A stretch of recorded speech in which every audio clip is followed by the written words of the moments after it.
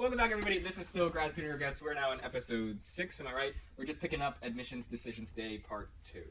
My name's Nick. I'm Ching. I'm Emily. This is Ivy. And, okay, you really know who we are, so who cares?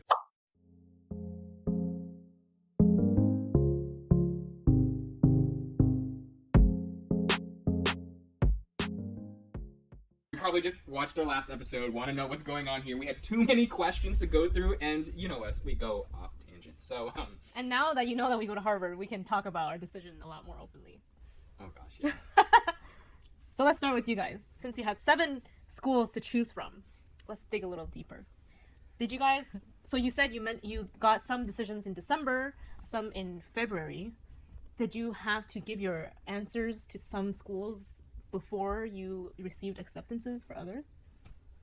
I think we can decide all at once because I remember I was sending the rejecting email at the same time.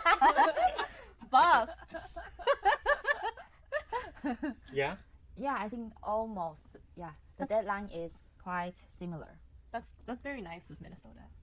Because I know like dental school applications, in Canada there's some schools that give their acceptances like super early and then give their deadline to be before the other schools give their acceptances, and you have to pay like 10 grand to reserve your spot. 10 grand? Yeah. 10 grand? Oh my gosh! I mean, like in America, That's not a lot. That's a lot. that's not a lot. You just throw it if you You just throw it? well if you If you get accepted into your top choice after, and you want to reject this, you just lose it. Oh, I thought you can. No! Ching is just Well, like Yeah! I thought He's you the guy who's like, I make $600 a day? Yeah! Oh my gosh, Ching! Oh, that's very expensive. yeah.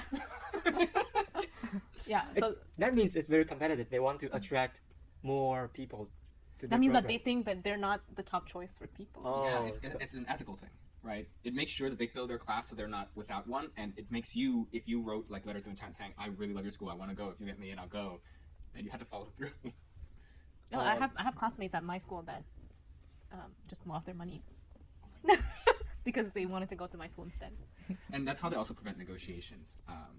Like, optometry school in America is the same. My brother was applying, he got in, and he had to make a decision before the next interview, and I was like, that's what? Yeah, And I got it's so mad. BS. Yeah, so at least you didn't have to go through that. Yeah, we can decide and make our choices at the very last minute. Which makes me ask you, you had the scholarship from Hopkins. Did you use it to negotiate for Harvard? Can I? Can I? Yes. I also got scholarship from Emory. Oh, You could have used that to negotiate. Oh my gosh, so I had a great professor who used to be here at Harvard who went back there to Berkeley, and he was telling us, like, apply for multiple, we were between 2 programs, right? And he has students like that every year. We're between 2 programs, and what he would do is he'd tell them, wait until the last day or the day after. You can still reach out to them and be like, hey, by now you know who's in your program and who's not coming. I really want to go to you, but it's money that's an issue. Can you match or give me something extra? It's like that one RTA in the narrative class. She, like, waited and asked and said, hey, I don't think I can go, and then they still found her a little bit of money that made her come. You remember? Oh, but Yeah. is it really negotiable? Who do you reach out to? The admissions team and the financial aid office. Yeah, and also your program leads. Is it open for international students, or does It it can have be to open be? for anybody, because if you got Really? a scholarship off of merit, then it's like you can ask. Why not? Oh, I Okay. just lost money. Okay. You lost a chance to get money, yeah. Yeah, if you got a scholarship from Emory or like Hopkins, usually when they're like top tier programs, like neck and neck, you could have like, hey, I want to go to you because I want a different experience and I like your program more. Because if they're not giving you a full scholarship, they're still making money off of you. Oh, so you Yeah. mean they already got bunk of money from others, so it doesn't matter to give you some. If he can convince you to come to their school instead. Yeah, they have Oh. all these cost benefit things that are probably like, they're not going to admit somebody unless you're going to bring value to the school, or they're going to, bring value either through monetary or future fame or power or something. Yeah. I was just 100% sure that I was a moneymaker for them, so I didn't even fill out the financial aid form. The second you year. could have. I can't believe you didn't. Oh, The first year I didn't work, so I was like, oh, might as well. Okay. So friends, remember when you got scholarship from other school, remember to negotiate. Yeah, that's a great tip. And is it?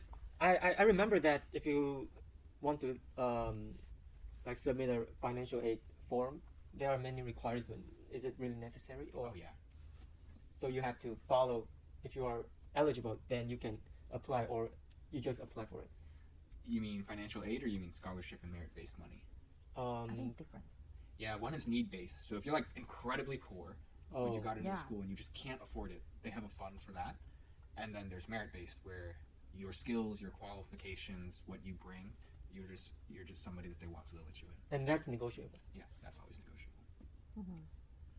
No, you don't. For the next degree.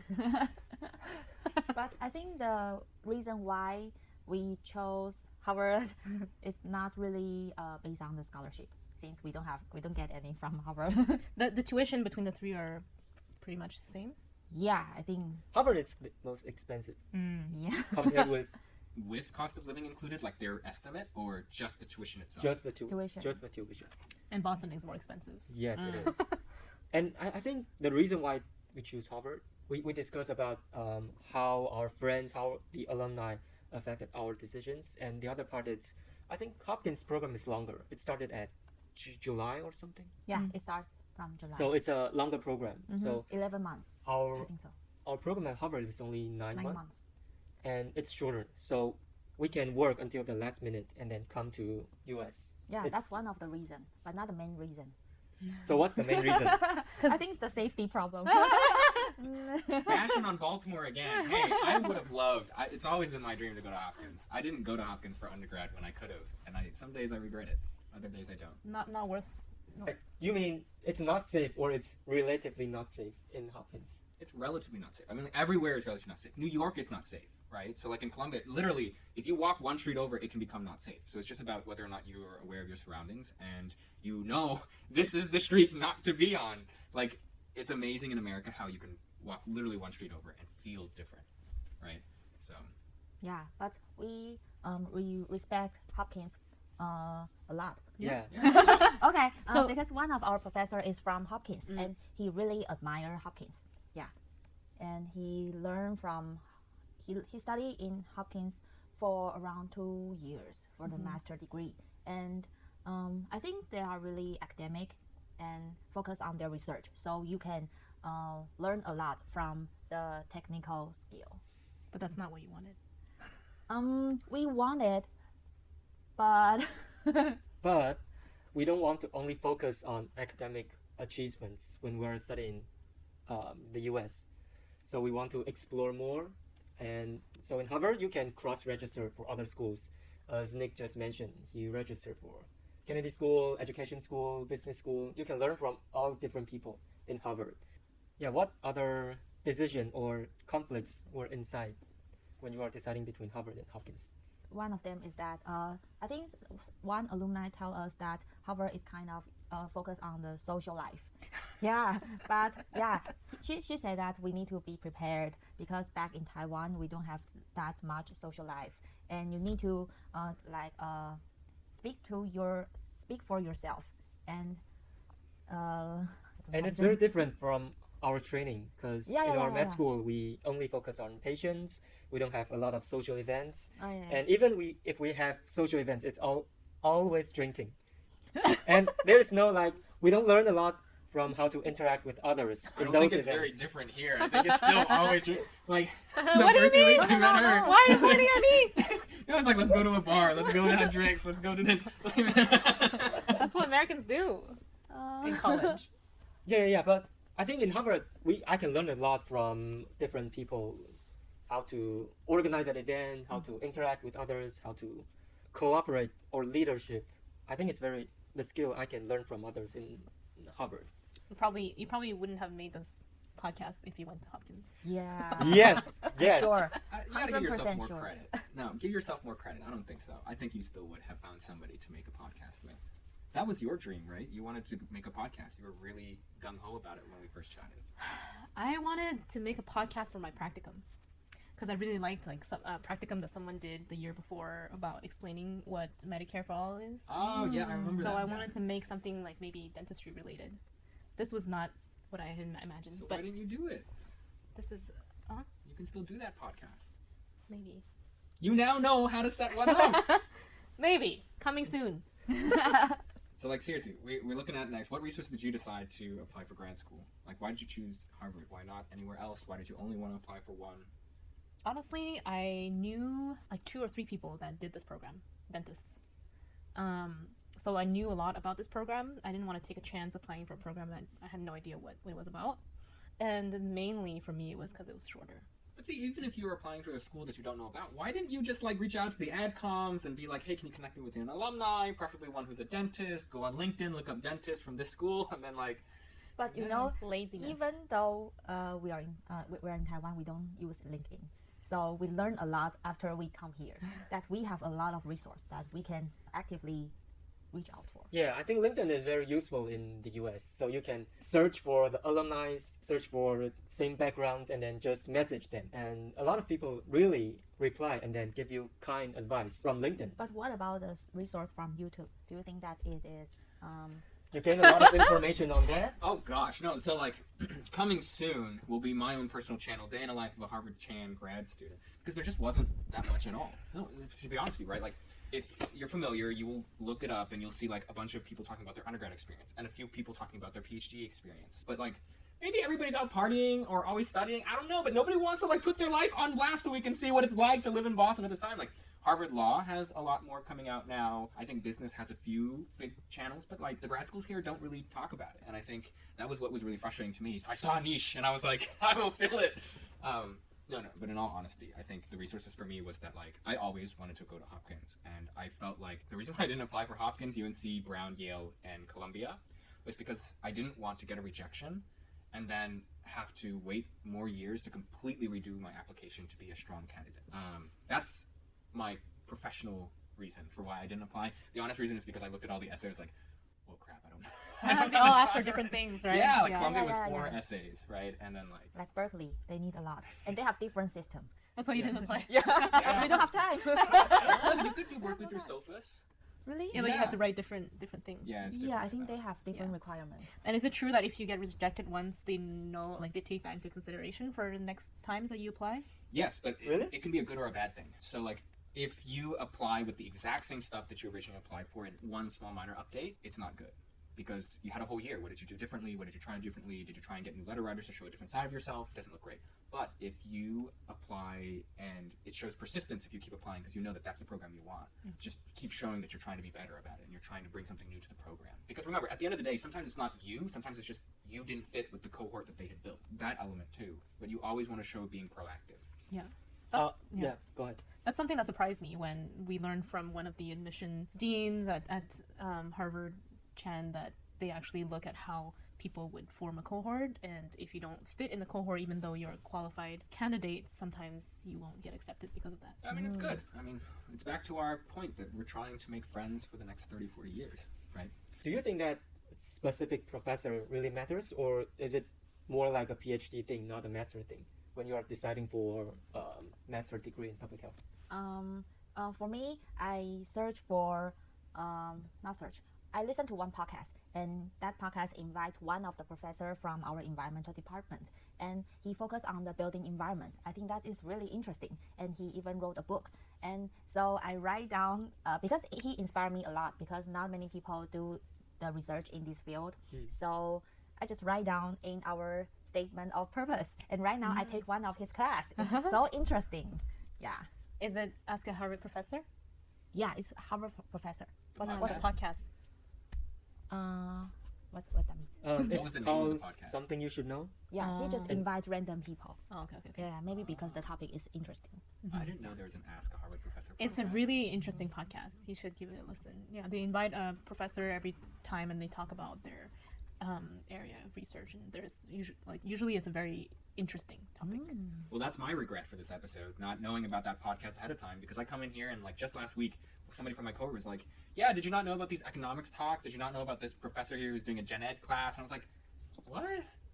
I love the material. I'd love to learn more. I wish I knew about that. Yeah, I really wish I did more research about professors too beforehand.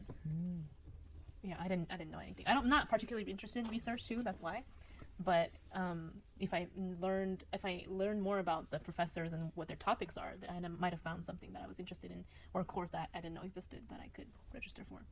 Because the benefit here is you can literally register for any course from any school, as long as there's not like over enrollment or a lottery issue going on. Like, MIT too, and Tufts. Wow. Like, Yes, Yeah. that's a big plus. You can cross-register in MIT, and they have.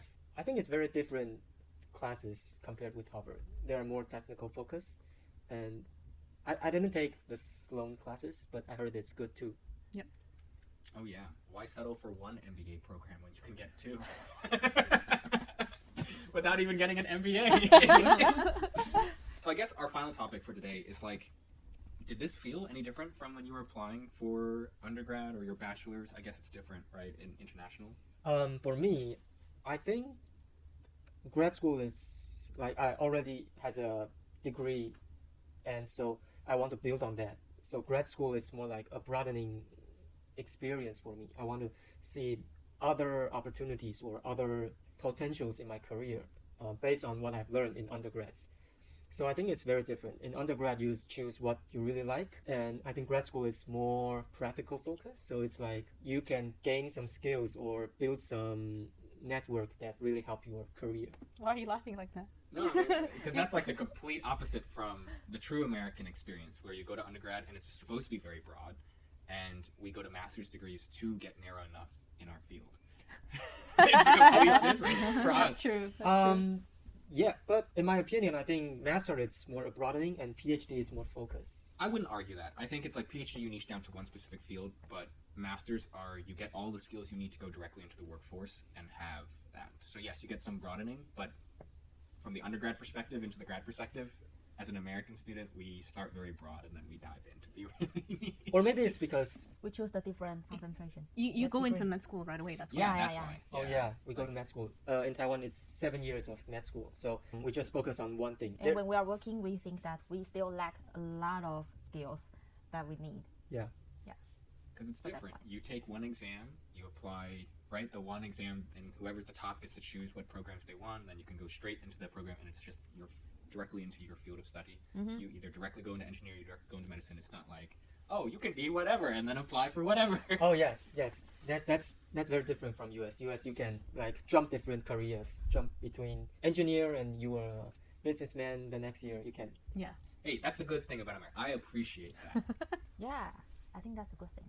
Yeah, but what about Yours. American and Canadian? I didn't really apply to. Well, I did. So I'm from Quebec, and we have like a special program where you can apply to dental school, medical school after pre-university. We have our whole system is different, right? So I applied to some undergrad programs at the same time as I applied to dental school and medical school.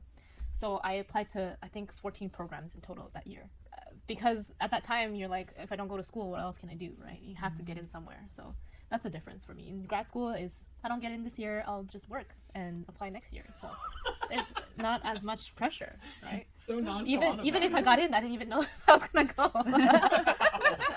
Wow. Ivy, School wow. choose, not you choose school. Yeah. Yeah. So it was less pressure for sure. Oh, you're just going to keep knocking on the door until you got it. I mean, you did defer and they still let you in, so clearly it worked out. Yeah. So glad I did. In America. You guys. In America, for undergrad, there are similar programs as CEGEP in Quebec, right? But it's called like joint medical program where you can apply straight, or they have like specific joint programs where you apply for your BS or BA and a master's or BSBA and the PhD or BSBA and the MD or dental. Yeah, they have those direct programs. Wow. Even like PA programs. Even the school right here, NCPHS, Massachusetts College of Pharmacy. My sister did that, do straight into PA school. And you know, my mom was an alum, so it was like we knew the area and everything. She didn't do the program, but they have programs like that. Incredibly competitive. Well, that's all the time we have today. We hit all our things on the agenda for admissions day, decisions, and well, getting into our top MPH program. So glad that you could join us today. Fingers crossed for you. We were in your shoes last year. Good luck! And remember to follow, like, and subscribe us wherever you listen to us.